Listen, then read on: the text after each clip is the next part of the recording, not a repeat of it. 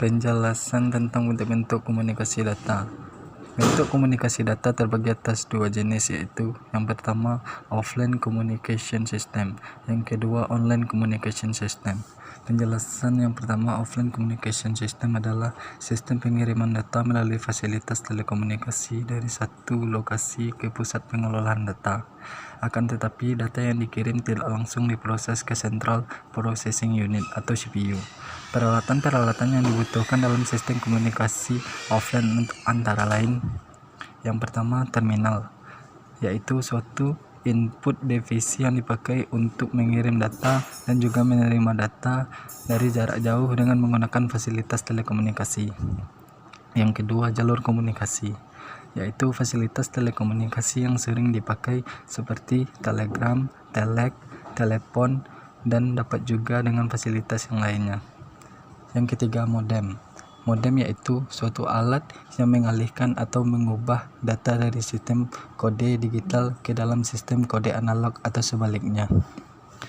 Penjelasan yang kedua yaitu online communication system adalah suatu data yang dikirimkan melalui terminal komputer dapat langsung diproses oleh komputer ketika saat kita membutuhkannya.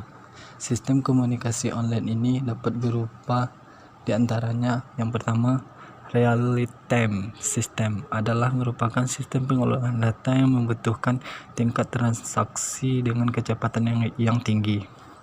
Yang kedua, batch processing system adalah merupakan suatu teknik pengolahan data dengan menumpuk data terlebih dahulu dan diatur pengolahan data tersebut dalam kelompok-kelompok yang disebut dengan batch.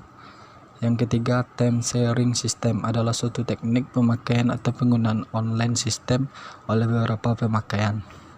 Yang keempat, distribute data processing system adalah sebagai suatu sistem komputer interaktif yang terpencar secara geografis dan dihubungkan dengan jalur telekomunikasi, dan juga setiap komputer mampu memproses data secara mandiri serta memiliki kemampuan berhubungan dengan komputer yang lain dalam suatu sistem.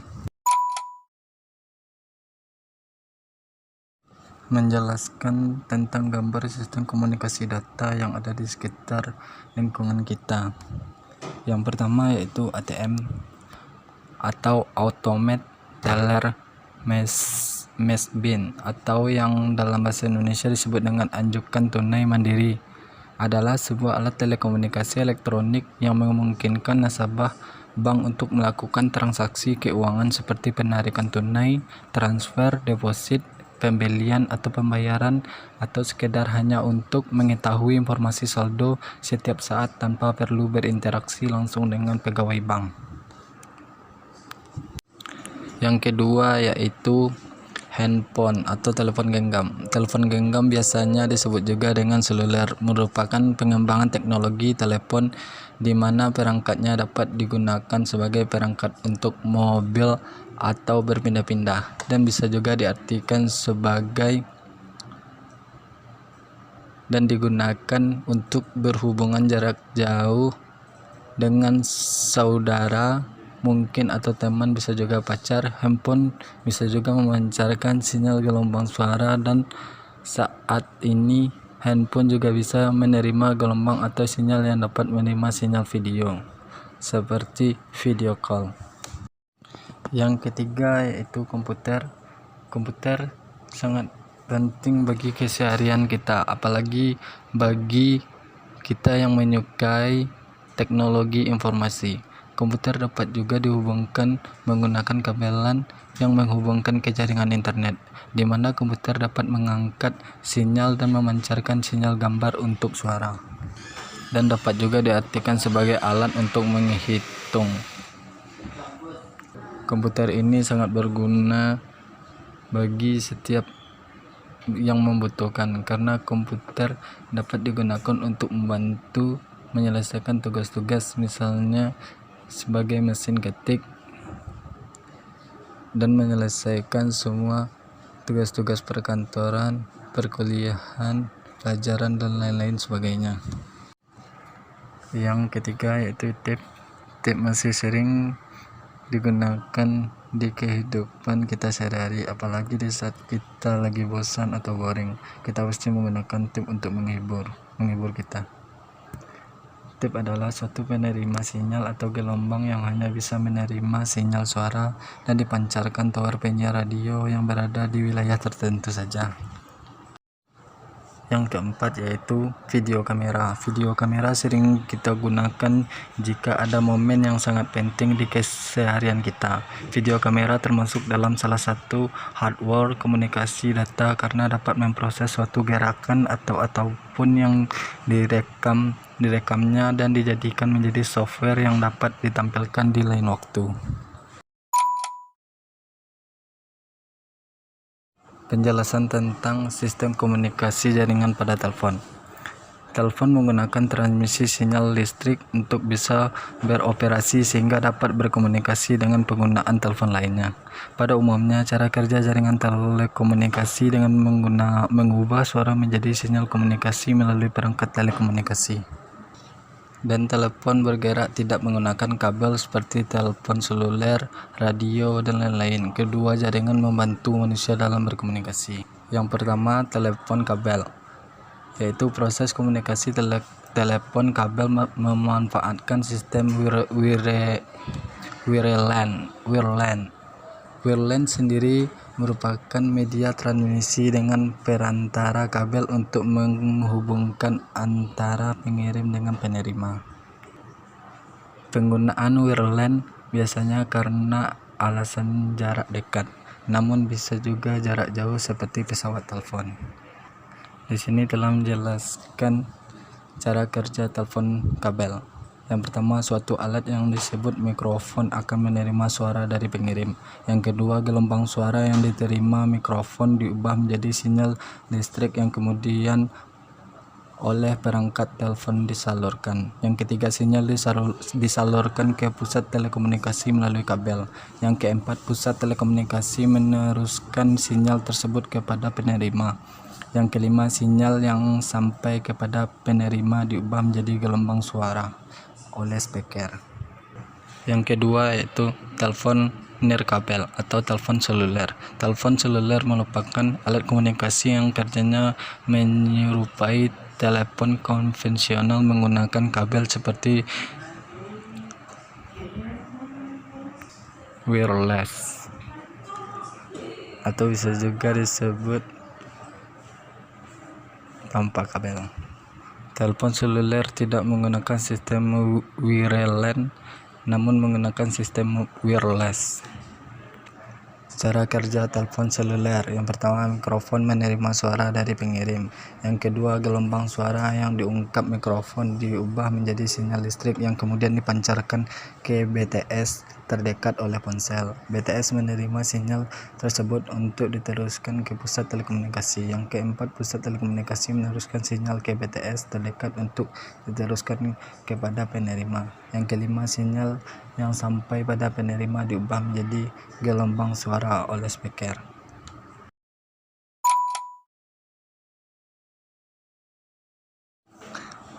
Penjelasan radio broadcast.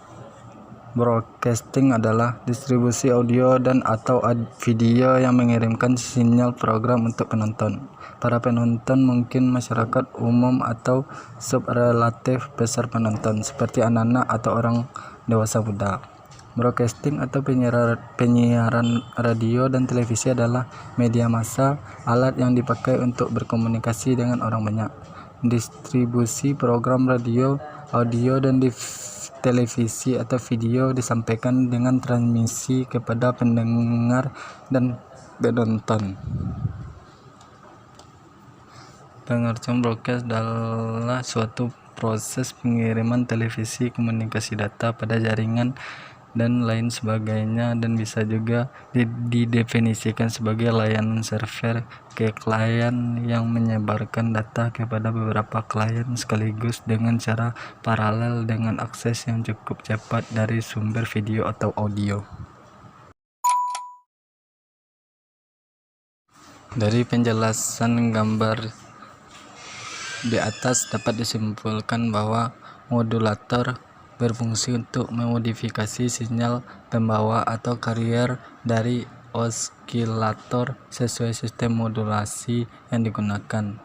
Rangkaian modulator tergantung jenis modulasi yang digunakan. Selanjutnya, defodulator atau detektor berfungsi sebagai alat untuk mendapatkan informasi yang terkandung dalam sinyal carrier termodulasi. Rangkaian demodulator tergantung jenis modulasi yang digunakan. Selanjutnya, osilator berfungsi sebagai pembangkitan sinyal pembawa carrier pada pemancar. Selanjutnya, penguat atau amplifier berfungsi memberikan penguatan terhadap sinyal yang akan dikirim atau diterima. Pada penerima dapat berfungsi sebagai filter karena karakteristik respons frekuensi mirip band pass filter. Pada pemancaran berfungsi menginjalkan harmonisasi dan rangkaian-rangkaian pemancar. Selanjutnya, antena berfungsi meradiasikan gelombang elektromagnetik terbimbing pada saluran ke udara bebas. Masing-masing bentuk antena punya pola pancaran atau radiasi yang berbeda. Selanjutnya, saluran transmisi. Agar daya sinyal dapat dipancarkan secara maksimal, maka impedansi output rangkaian pemancar dengan impedansi karakteristik saluran transmisi serta impedansi beban harus sama. Jika tidak sama, maka akan terjadi gelombang pantul. Selanjutnya, penjelasan sistem pagar. Sistem pagar atau radio panggil adalah alat telekomunikasi yang merupakan sebuah alat elektronik dan memungkinkan menyampaikan informasi dan pesan dari suatu tempat ke tempat lainnya dengan jarak yang terkadang tergolong cukup jauh.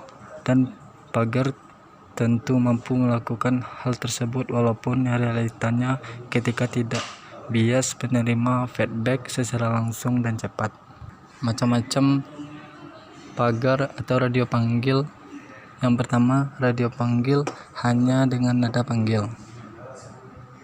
Radio panggil jenis ini hanya menerima nada panggil saja sebagai usaha untuk memperingatkan pengguna agar segera menghubungkan panggilannya.